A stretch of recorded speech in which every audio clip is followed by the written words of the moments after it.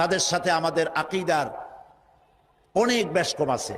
কিন্তু তারা যখন ঐক্যবদ্ধ হলো, ইরানের ওলামারা, আয়াতুল্লাহরা যখন ঐক্যবদ্ধ হলেন, তখন আমেরিকার মতো বিরাট পরাশক্তিকে তারা পদানত করে ইসলামী রাষ্ট্র, তাদের ভাষায় তারা ইসলামী রাষ্ট্র প্রতিষ্ঠা করতে সক্ষম হয়েছে এবং আমেরিকাকে পদানত করেছে।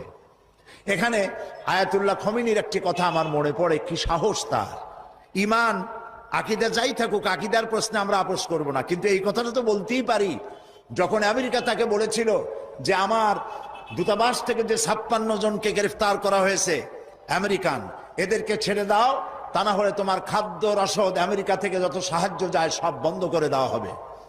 আয়াতুল্লাহ খমেনি জবাব দিয়েছিলেন আমেরিকান প্রেসিডেন্টকে, তুমি কারে খাবারের ভয় দেখাও?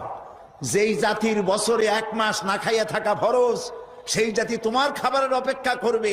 তোমার মতো কাফেরদের খাবারের কোনো পরোয়া আমরা করি না।